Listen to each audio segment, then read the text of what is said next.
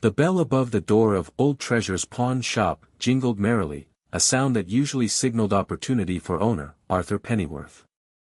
Arthur, a man whose belly strained against his checkered shirt, looked up from polishing a tarnished silver locket. He loved the stories objects held, the echoes of lives lived and loved. Most items were unremarkable, things people parted with for quick cash. But every so often, something special arrived, something with a tale waiting to be told. Today, it was a ring. A young man, fidgety and avoiding eye contact, placed it on the counter. It was gold, heavy and clearly custom-made. Not something churned out in a factory. Intricate swirling patterns adorned its surface, catching the light with every movement. "How much?" the young man mumbled, his gaze fixed on the floor. Arthur picked up the ring, turning it over in his thick fingers. It felt substantial, valuable. But it was the design that truly intrigued him. It spoke of artistry and care. He peered closer, noticing tiny, elegant initials engraved on the inside of the band. A, H, intertwined with M, H. Arthur frowned. Those initials sparked a memory, a faint echo from a news report he'd seen a couple of years back. A local woman, Amelia Hayes, had gone missing. Her husband, Mark, was the obvious suspect, but the case went cold. They presumed her dead. Could this ring be connected? He felt a knot of unease tighten in his stomach. He had a good feeling that this ring was very important. He named a price, deliberately low, and the young man snatched up the money without a second glance, hurrying out the door as if escaping a burning building. Arthur watched him go, a growing sense of responsibility settling over him. This wasn't just another trinket. This ring was a whisper from the past, a potential clue in a story that desperately needed an ending. He knew what he had to do. Arthur held the ring up to the light, his brow furrowed. The initials, A, H and M, H, seemed to mock him, a silent riddle. He rummaged through a dusty box of old newspapers he kept under the counter, a habit from his days as a history student. After a few minutes of searching, his fingers landed on a faded front page. The headline screamed, "Local woman vanishes."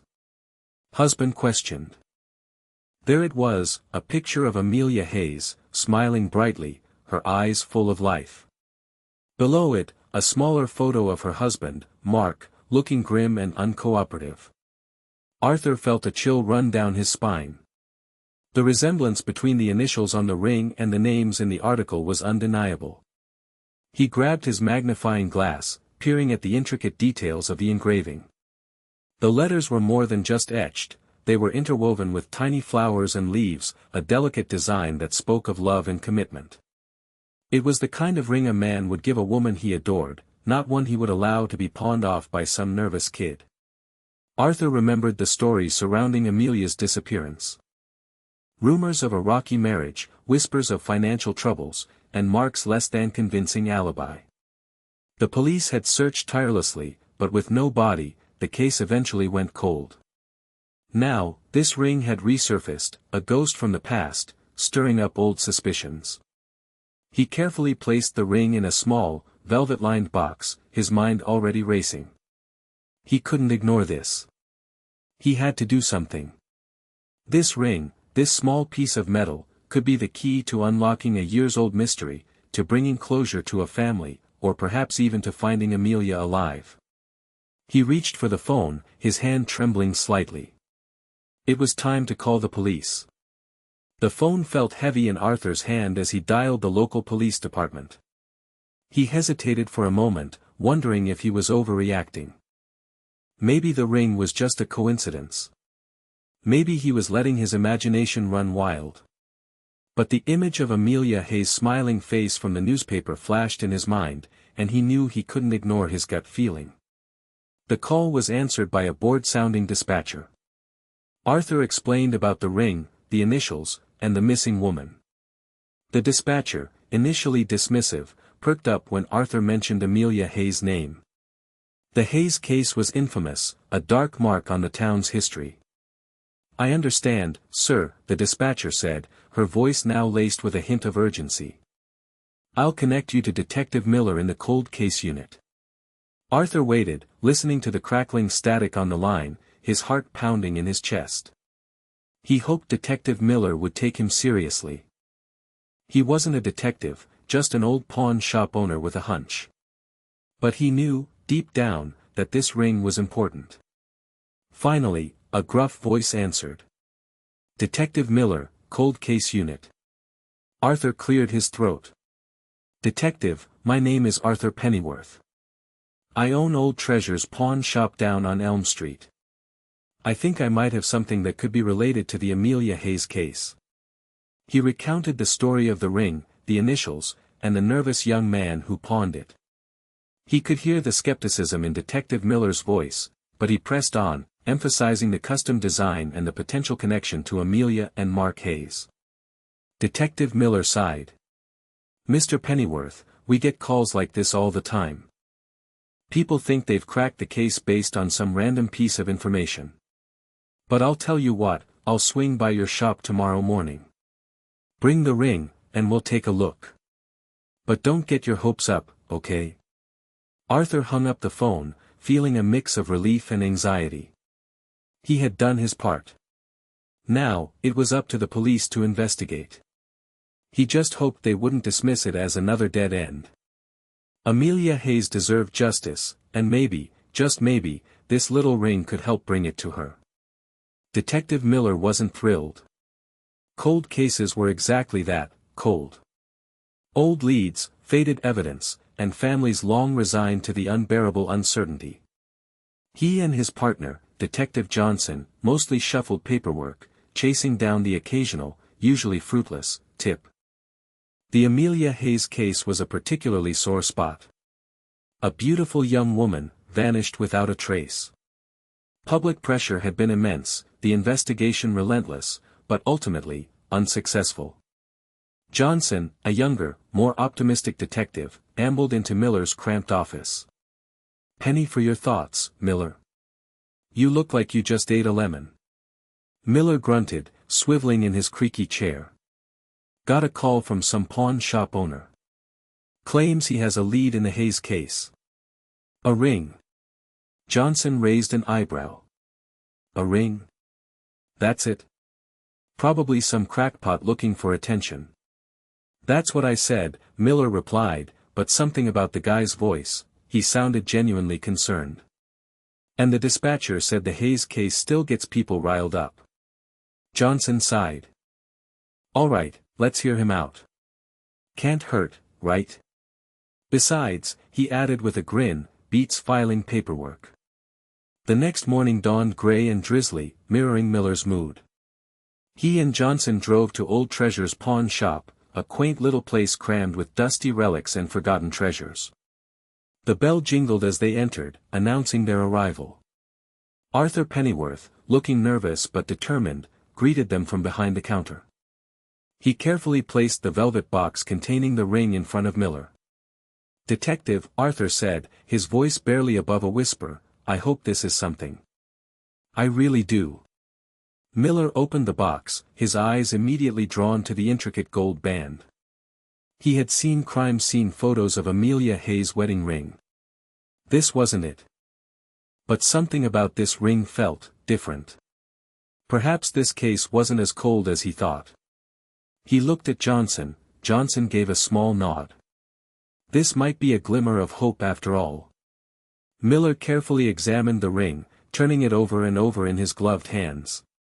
Johnson leaned closer, his younger eyes picking up details Miller might have missed. The gold was heavy, clearly high quality. The craftsmanship was exquisite, the intertwining initials delicate and precise.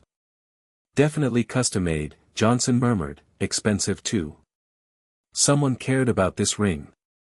Miller nodded, his gaze fixed on the engraved initials. A, H, intertwined with M, H, Amelia Hayes and Mark Hayes. It was too much of a coincidence to ignore. Run it through the database, Miller instructed, handing the ring to Johnson. See if we have any records of similar jewelry, anything connected to the Hayes family. While Johnson worked on the computer, Miller questioned Arthur about the young man who pawned the ring. Arthur described him as nervous, shifty-eyed, and eager to get rid of the ring quickly. He couldn't recall any specific details, but he remembered the young man saying he found it. Johnson returned, shaking his head. Nothing in the database. No matches for the design, no records of similar jewelry owned by the Hayes family. But I did pull up the original Hayes case file. Miller sighed, taking the file from Johnson. It was thick, filled with witness statements, forensic reports, and dead ends. He flipped through the pages, his eyes scanning for anything that might connect the ring to Amelia or Mark Hayes. "Look at this," Johnson said, pointing to a photograph of Amelia's personal belongings. She had a journal. It was never recovered. Miller's eyes widened. A journal. A place where Amelia might have recorded her thoughts, her fears, her secrets.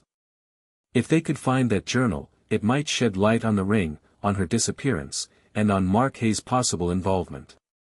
The glimmer of hope they had felt earlier began to grow brighter. This ring might just be the key to unlocking the truth after all. It was time to dig deeper. "Let's start with the obvious," Miller said, tapping the case file. "Who made the ring?" Johnson nodded.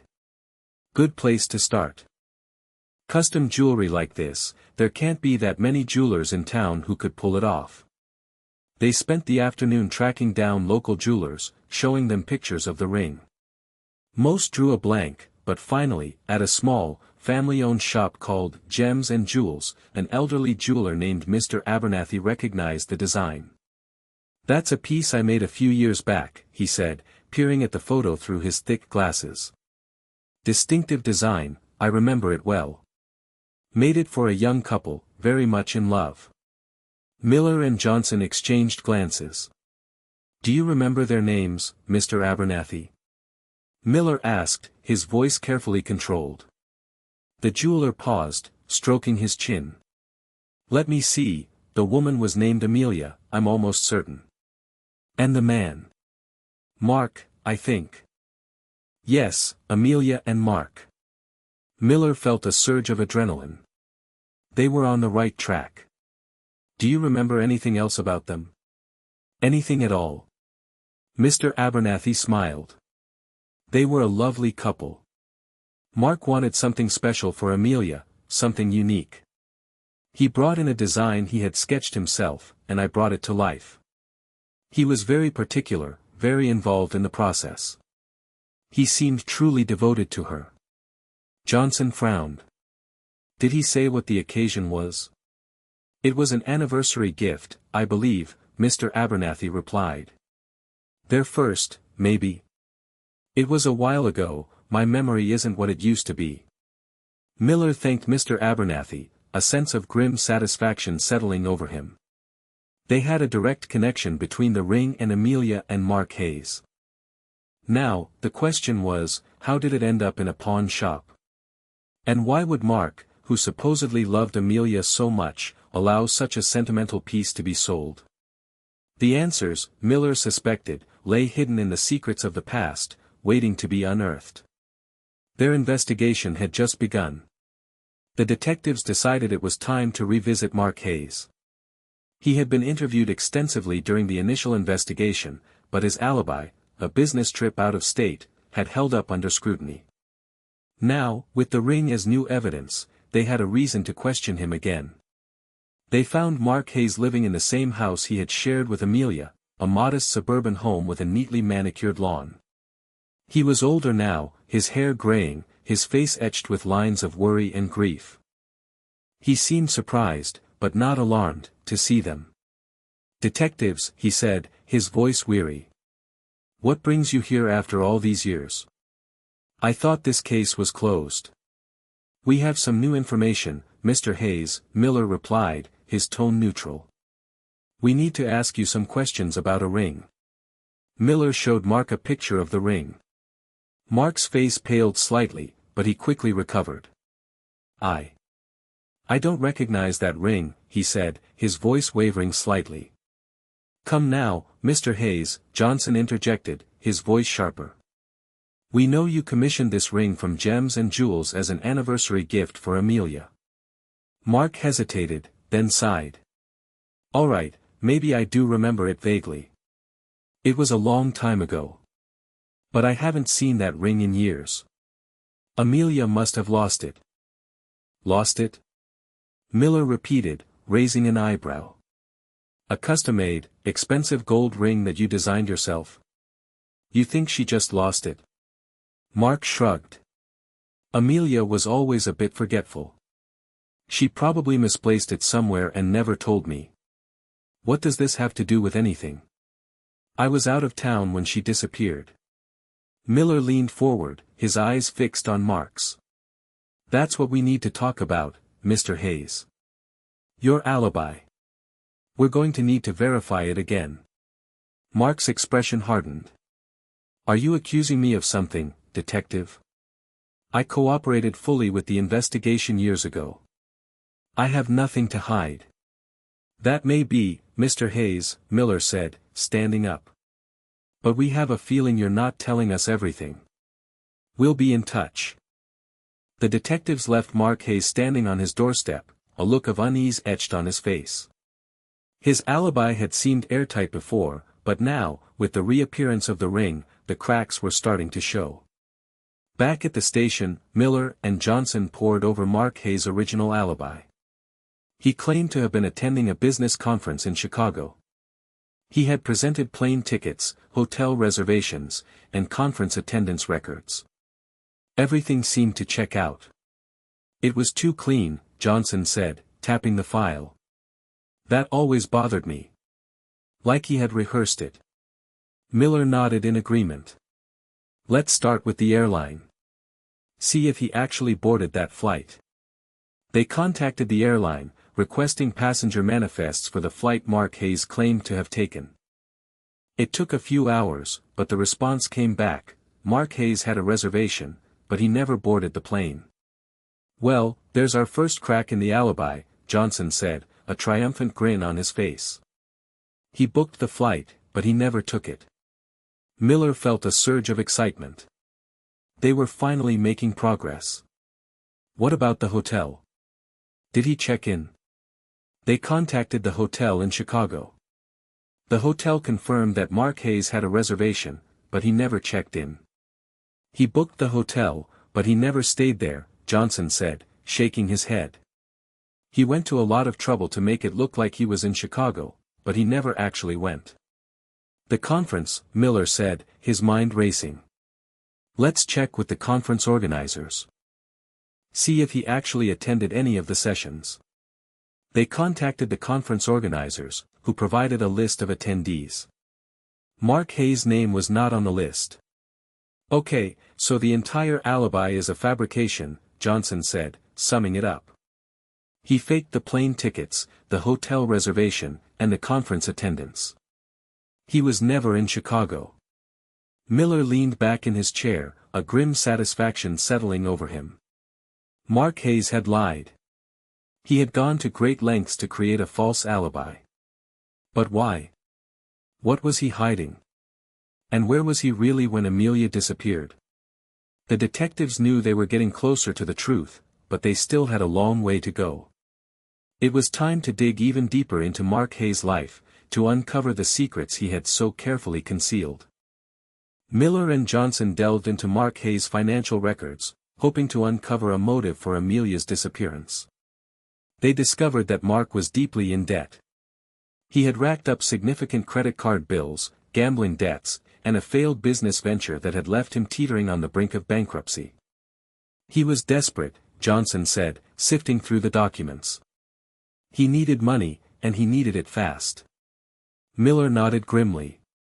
And Amelia had a life insurance policy. A substantial one.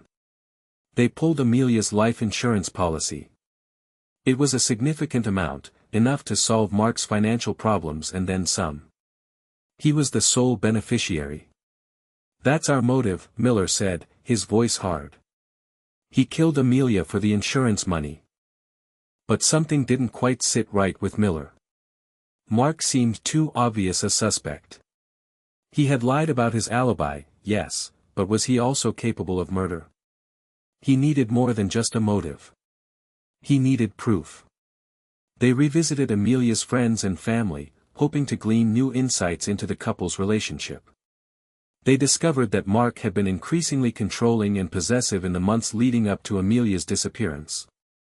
He had isolated her from her friends, monitored her phone calls, and even dictated what she could wear. He was abusive, Amelia's best friend, Sarah, told them, her voice trembling. He wasn't physically violent, but he was emotionally abusive. He chipped away at her self-esteem, made her feel worthless. She was trapped. Miller and Johnson exchanged glances. The picture was becoming clearer. Mark Hayes wasn't just a liar and a financial failure. He was a controlling and abusive husband, driven by desperation and greed. But where was Amelia? Was she really dead? Or could she have found a way to escape? The detectives knew they had to find her, not just to bring Mark to justice, but to give Amelia a chance to finally be free. Johnson, reviewing Amelia's bank statements, noticed something peculiar. There was a small, almost insignificant, bank account that Amelia had opened several years before her disappearance. It wasn't a joint account with Mark, it was solely in her name. "Miller, take a look at this," Johnson said, pointing to the statements. Amelia had a secret bank account. And she made regular withdrawals from it after she disappeared.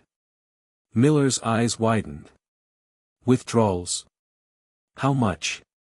Johnson scrolled through the statements. Small amounts, a few $100s at a time. But they add up.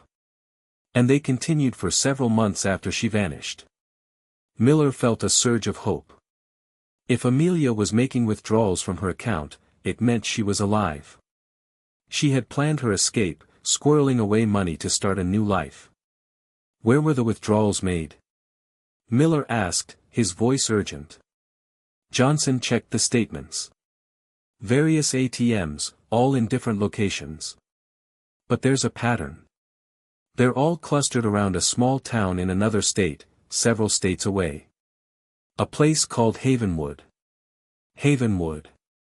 The name sounded peaceful, a haven from the storm. Could Amelia have found refuge there? Let's check it out, Miller said, his voice filled with determination. Let's go to Havenwood. If Amelia is alive, that's where we'll find her. They packed their bags, their hearts pounding with anticipation. After 2 years of dead ends and despair, they finally had a real lead, a tangible clue that could lead them to Amelia. The journey to Havenwood was long and arduous, but the detectives pressed on, driven by the hope of finding a missing woman and bringing her abuser to justice. They had a feeling that Havenwood held the key to unlocking the mystery of Amelia Hayes. Havenwood was exactly as its name suggested, a quiet, peaceful town nestled in a valley surrounded by rolling hills. It felt a world away from the bustling city where Amelia had disappeared.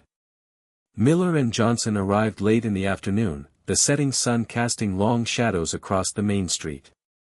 They started their search at the local diner, a cozy spot with checkered floors and friendly faces. They showed Amelia's picture to the waitress, a woman with kind eyes and a warm smile. "Have you seen this woman?" Miller asked, his voice gentle. "She might be using a different name." The waitress studied the picture carefully. I think I've seen her. She comes in here sometimes. Quiet lady, always orders coffee and a piece of pie. Doesn't talk much." Miller's heart skipped a beat. "What name does she use?" The waitress frowned, trying to remember. "Sarah, I think." "Yeah, Sarah. She works at the library." The library. A haven for book lovers, a sanctuary for those seeking knowledge and escape. It seemed like the perfect place for Amelia to hide. Miller and Johnson thanked the waitress and headed towards the library, their anticipation building with every step.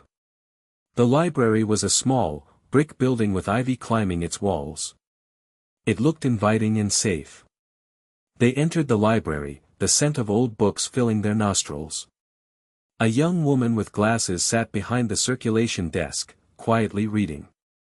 "Excuse me," Miller said, approaching the desk. "We're looking for someone.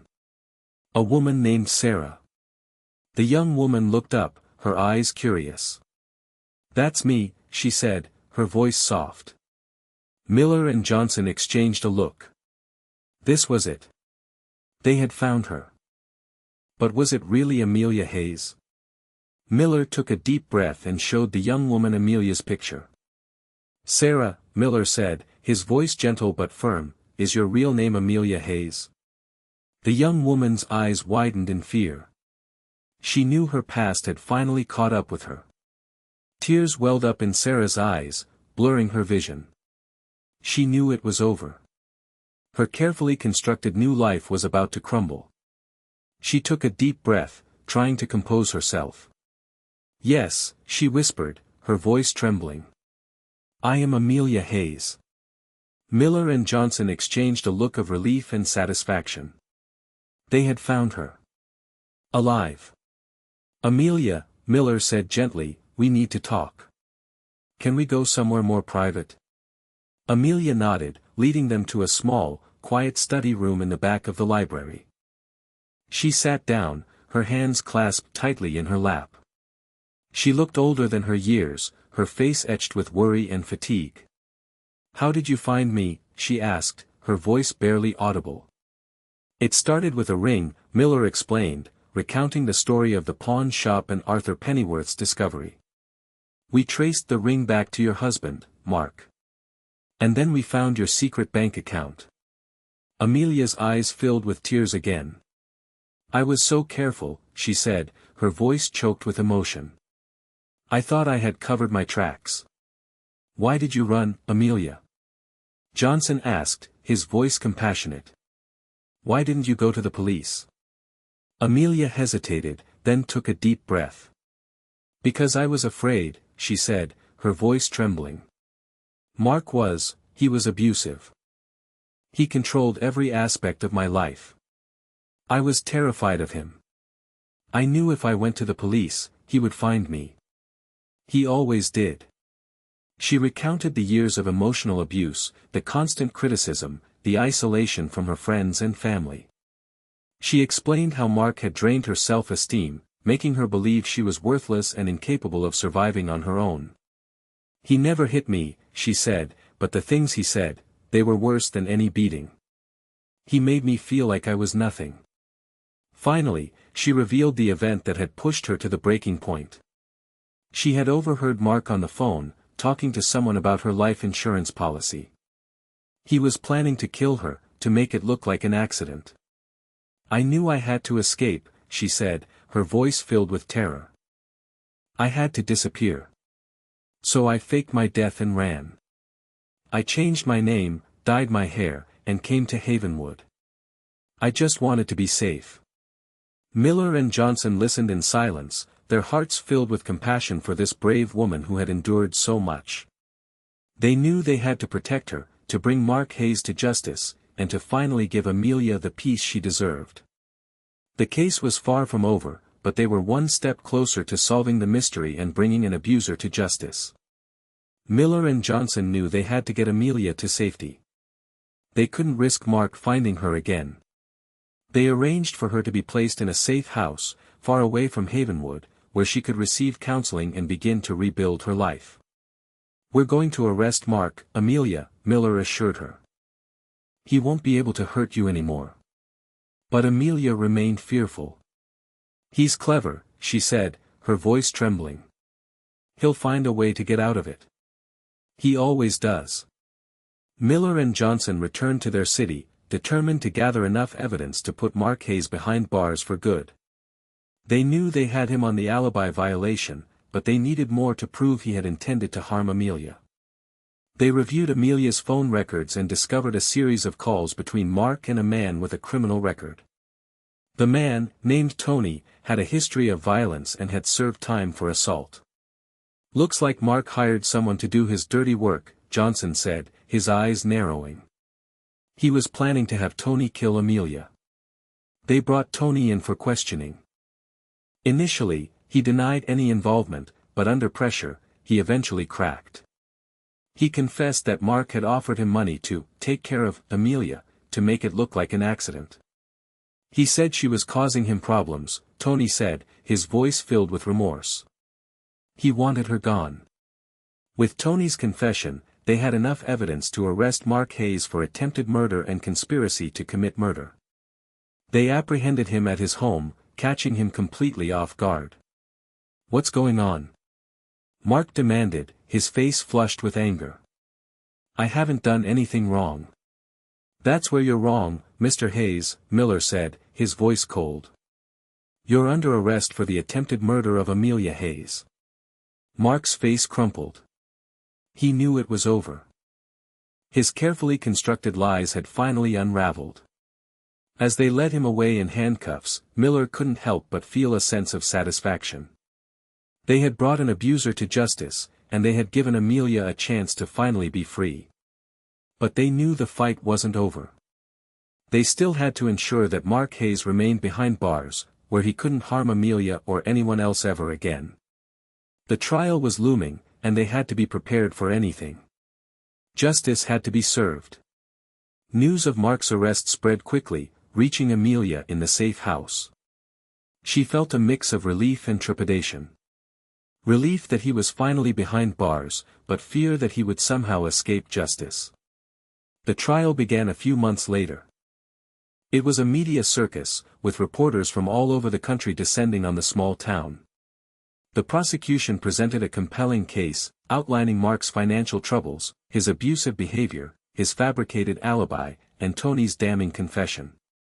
Mark's defense team attempted to discredit Tony, portraying him as a liar and a criminal. They argued that Mark was a grieving husband, unfairly accused of a crime he didn't commit. They pointed to the lack of physical evidence linking Mark to Amelia's disappearance, arguing that she could have simply run away.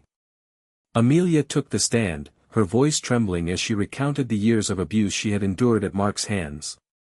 She described the fear and desperation that had driven her to fake her death and flee. Her testimony was powerful and moving, leaving a lasting impression on the jury. The trial lasted for weeks, with both sides presenting their arguments and evidence. The jury deliberated for days, weighing the facts and considering the fate of Mark Hayes. Finally, they reached a verdict. The courtroom was silent as the jury foreperson read the verdict aloud.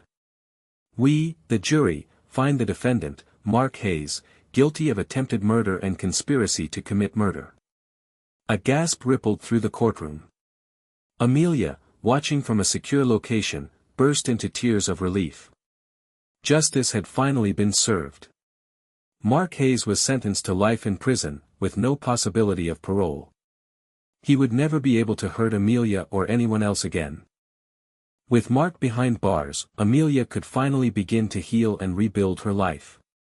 She knew the scars of the past would always be with her, but she was determined to move forward, to find happiness and peace. She had survived, and she was stronger than ever. She decided she would help other women in her situation.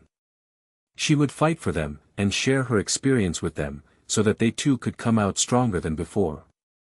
She had purpose once again. Years passed. Amelia built a new life for herself, working as a counselor for abused women.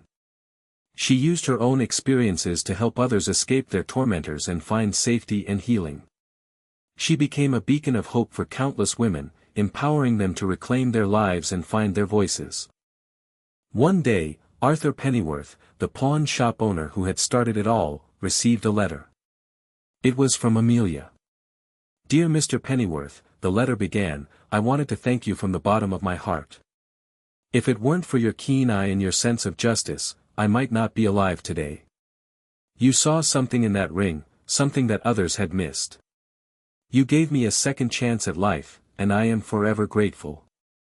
Amelia went on to describe her new life, her work as a counselor, and the joy she found in helping others. She enclosed a photograph of herself, smiling brightly, her eyes filled with peace and happiness. "I am finally free," she wrote. "Free from fear, free from abuse, free to be myself." Arthur smiled, a tear trickling down his cheek. He had played a small part in a remarkable story, a story of courage, resilience, and ultimately, triumph. He framed the photograph and placed it on the counter of his pawn shop, a reminder that even the smallest of actions can have a profound impact on the lives of others. Miller and Johnson, now retired, often thought about Amelia and the Hayes case. It was the case that had defined their careers, the case that had reminded them why they had become police officers in the first place. They had brought an abuser to justice, and they had given a victim a chance to reclaim her life. One sunny afternoon, they visited Arthur's pawn shop. They saw Amelia's photograph on the counter and smiled. "You know," Miller said to Arthur, "that ring was more than just a piece of jewelry. It was a symbol of hope, a symbol of survival, a symbol of the power of the human spirit." Arthur nodded in agreement. It was a reminder that even in the darkest of times, there is always hope for a brighter future. And so, the story of the custom ring, the missing woman, and the detectives who never gave up came to an end. It was a story of darkness and light, of despair and hope, of the enduring power of love and justice. And it all started with a shiny, unique ring found in a pawn shop, waiting to tell its tale. The trial's impact rippled beyond Amelia. News of Mark's conviction served as a warning to other abusers, demonstrating that their crimes would not go unpunished. It gave hope to countless victims, showing them that escape was possible and that justice could be served. Arthur Pennyworth's pawn shop became a local landmark, a symbol of hope and resilience. People would stop by to see Amelia's photograph and to thank Arthur for his role in bringing her abuser to justice. He became a reluctant hero, a testament to the power of ordinary people to make a difference. Miller and Johnson received commendations for their work on the Hayes case. It breathed new life into the cold case unit, inspiring them to continue their work with renewed dedication. They solved several other cold cases, bringing closure to families who had long given up hope. The custom ring, the object that had started it all, was returned to Amelia. She kept it as a reminder of her past, but also as a symbol of her survival. She had transformed from a victim into a survivor, from a woman filled with fear into a woman filled with hope. One day, Amelia visited Havenwood. She walked through the town, remembering the fear and desperation she had felt when she first arrived. But now, she felt a sense of peace and gratitude. She had found refuge in Havenwood, a place where she could heal and rebuild her life. She visited the library, where she had worked as Sarah. She thanked the librarian for giving her a chance, for providing her with a safe haven. She donated a large collection of books to the library, books about abuse, healing, and empowerment. As she left Havenwood, Amelia looked back at the town, her heart filled with hope. She knew the road ahead would not be easy, but she was ready to face whatever challenges came her way. She was a survivor, and she would never give up. The world was now hers. She was free. While Amelia was finding peace, Mark Hayes seated in prison. He couldn't believe his carefully laid plans had been ruined by a ring and a couple of persistent detectives. He vowed revenge. He started writing letters to Amelia, filled with threats and promises of what he would do when he got out. The letters were intercepted by the prison authorities, but they served as a constant reminder of the danger she still faced. Miller and Johnson, despite being retired, kept a close eye on Mark Hayes. They visited him in prison, warning him to stay away from Amelia. "You're going to spend the rest of your life in here, Hayes," Miller said, his voice cold. "If you even think about hurting Amelia again, we'll make sure you never see the light of day." Mark just smirked. "You can't protect her forever," he said. "I'll get out someday." Despite the threats, Amelia refused to live in fear. She continued her work as a counselor, helping other women escape abusive relationships. She became an advocate for stricter laws against domestic violence. One day, she received a phone call from Detective Johnson. He had some disturbing news. "Mark Hayes has been released from prison," Johnson said, his voice grim. He was granted parole. Amelia's heart sank. Her worst nightmare had come true. Mark was free. "We don't know where he is," Johnson continued, "but we're doing everything we can to find him." We want you to be careful, Amelia. Don't go anywhere alone. And call us immediately if you see anything suspicious. Amelia hung up the phone, her hands trembling. She knew Mark would be coming for her. She had to be prepared. She contacted the authorities and requested a restraining order against Mark. She installed a security system in her home. She learned self-defense techniques. She refused to let fear control her life. She would not be a victim again. She was a survivor, and she would fight to protect herself and the new life she had built. She knew Mark was out there, somewhere, plotting his revenge. But she was ready for him. She would not be caught off guard. She was determined to face her demons and emerge victorious. The final showdown was coming. Amelia received another phone call from Detective Johnson. His voice was even more urgent this time. Amelia, he said, we have reason to believe Mark is in Havenwood. Amelia's blood ran cold. Havenwood. The place where she had found refuge, the place she had considered safe. We've received reports of a man matching Mark's description asking about you, Johnson continued. He's been telling people he's a business associate looking for you to offer you a job. Amelia knew that was a lie. Mark wasn't interested in offering her a job. He was there to finish what he had started. We need to get you out of there, Amelia, Johnson said. It's not safe for you to stay there any longer. No, Amelia said, her voice firm. I'm not running anymore. I'm tired of hiding. I'm going to face him. Johnson tried to convince her, but Amelia was adamant. She had spent too long running, too long living in fear. She was ready to confront her past and reclaim her future. Realizing they couldn't change her mind, Miller and Johnson, despite their retirement status, decided to help her. They contacted the local police in Havenwood and devised a plan to catch Mark in the act. They set up a sting operation, using Amelia as bait. They knew it was risky, but it was the only way to ensure Mark would be apprehended and that Amelia would be safe. Amelia agreed to the plan, despite her fear. She knew it was the right thing to do, not just for herself, but for all the other women who had been victims of abuse. The plan was simple. Amelia would go about her daily routine, working at the library, shopping at the local stores, and visiting the diner. She would act as if nothing was amiss, but she would be closely monitored by the police at all times. Miller and Johnson, along with several Havenwood police officers, would be stationed nearby, ready to intervene at a moment's notice. They would be watching Mark, waiting for him to make his move. Amelia knew she was putting herself in danger, but she was determined to see this through. She had come too far to turn back now.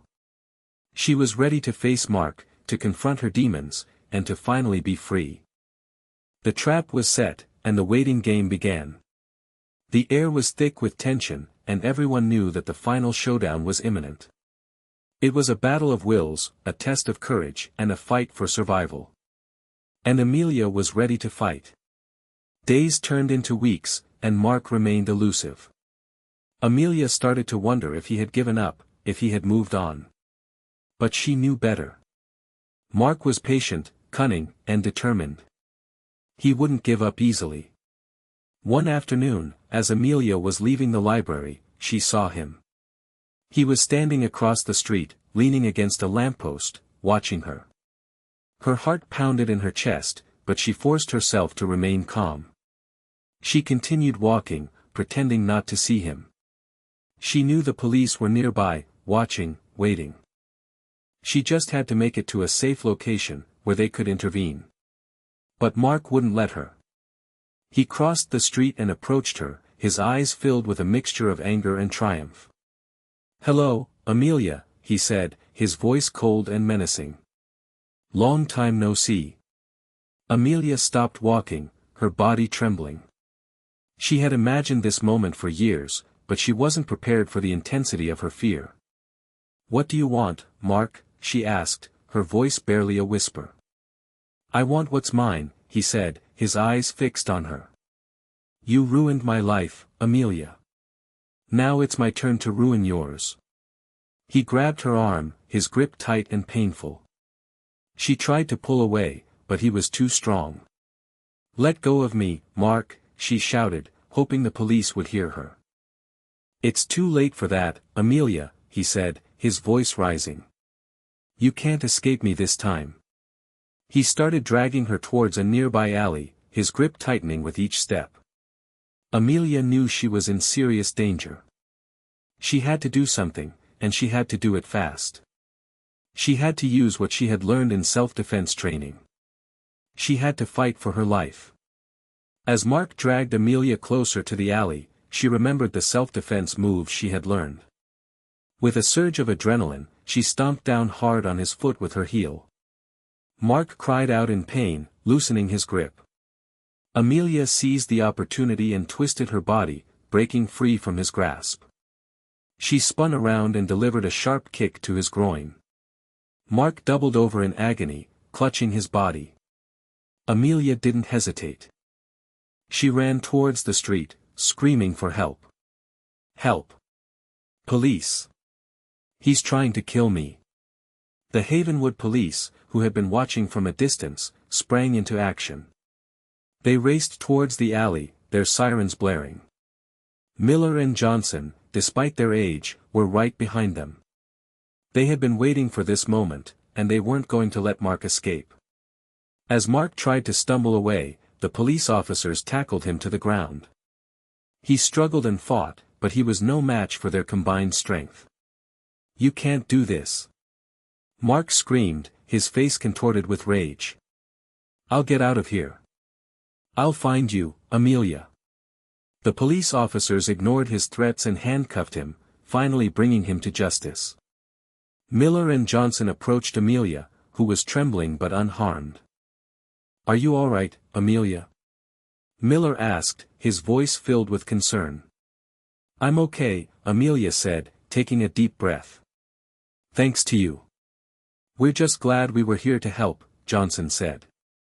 "He won't be bothering you again."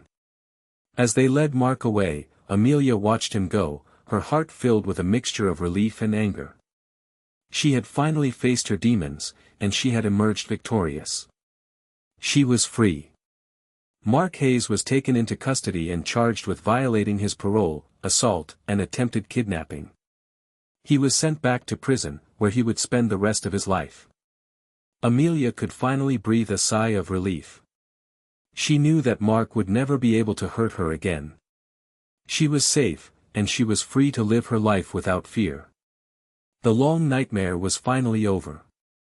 With Mark back in prison, Amelia could finally focus on healing. She continued her work as a counselor, but she also started taking care of herself. She went to therapy, spent time with friends, and rediscovered her love for art. She found solace in painting, expressing her emotions and experiences on canvas. Her paintings were raw, powerful, and deeply moving. They told the story of her abuse, her escape, and her journey towards healing. One day, she decided to hold an art exhibition, showcasing her paintings to the world. She wanted to share her story, to inspire other victims of abuse, and to raise awareness about domestic violence. The exhibition was a huge success. People were moved by her art, and they were inspired by her courage. She received countless letters and messages from women who had been touched by her story. Amelia realized that she had found her purpose in life. She was no longer a victim. She was a survivor, and she was using her experiences to make a difference in the world. She established a foundation to help other abused women escape their tormentors and rebuild their lives. She provided them with safe housing, counseling, and legal assistance. She empowered them to reclaim their voices and find their strength. Amelia's story became a symbol of hope and resilience. She showed the world that it was possible to overcome even the most difficult challenges and to find happiness and peace. She never forgot Arthur Pennyworth, the pawn shop owner who had started it all. She visited him often, thanking him for his role in her journey. She considered him a friend, a hero, and an inspiration. And she never forgot Miller and Johnson, the detectives who had never given up on her. They were her protectors, her allies, and her friends. She knew that without them, she wouldn't be alive today. Amelia's life was a testament to the power of the human spirit. She had endured unimaginable pain and suffering, but she had emerged stronger and more determined than ever. She was a beacon of light in a world filled with darkness, and her story would continue to inspire generations to come. One sunny afternoon, Amelia visited Arthur at his pawn shop. She wanted to thank him again for everything he had done. "You know, Arthur," she said, "that ring, it was a curse and a blessing. A curse because it was a symbol of my past, of the abuse I had endured. But a blessing because it led me to freedom." Arthur smiled. "I'm just glad I could help, Amelia. You're a strong woman. You would have found your way out eventually." "Maybe," Amelia said, "but you gave me a head start." As Amelia was about to leave, Arthur reached into a small velvet box and pulled out something. It was the custom ring, the one with the initials A, H, and M. H. "I think this belongs to you," Arthur said, handing her the ring. Amelia hesitated. She didn't know if she could bear to wear it again. It was a reminder of so much pain and suffering. "I understand if you don't want it," Arthur said, sensing her hesitation. "I can keep it safe for you." Amelia took the ring, turning it over in her hands. It was beautiful, intricate, and unique. It was a symbol of her past, but it was also a symbol of her survival. She looked at Arthur, her eyes filled with tears. "Thank you," she said. "I'll take it." She slipped the ring onto her finger. It felt strange, familiar, and powerful. It was a reminder of everything she had been through, but it was also a reminder of how far she had come. She knew she could never erase the past, but she could learn from it. She could use her experiences to help others and to create a better future. And the ring would be a constant reminder of that. It was no longer a symbol of fear, but a symbol of hope, resilience, and the enduring power of the human spirit. From that day forward, Amelia wore the ring. Every day, as a reminder of her strength and her purpose. Meanwhile, Miller and Johnson officially closed the Hayes case. It had been a long and difficult journey, but they had finally brought closure to a missing person case that had haunted them for years. They received a personal letter from the police chief, commending them for their dedication and their perseverance. He praised their ability to solve the case, despite the numerous obstacles they had faced. Miller and Johnson felt a sense of accomplishment and pride. They had made a difference in the world, and they had helped to bring justice to a deserving victim. They had restored hope to a community that had long given up. They continued to work on other cold cases, inspired by their success in the Hayes case. They knew that even the most difficult cases could be solved with enough determination and perseverance. They often visited Amelia, offering her their support and friendship. They were proud of the woman she had become, and they admired her courage and her strength. One day, they visited Arthur's pawn shop and saw Amelia's photograph on the counter. They smiled, knowing that they had played a part in her remarkable story. "You know," Miller said to Johnson, "this case taught me that you should never give up hope. Even when things seem hopeless, there's always a chance for a brighter future." Johnson nodded in agreement. "And it taught me that even the smallest of actions can have a profound impact on the lives of others." They looked at each other, their eyes filled with a sense of peace and satisfaction. They had solved a difficult case, they had brought an abuser to justice, and they had helped a victim reclaim her life. They had done their job, and they had done it well. And that was all that mattered. The end.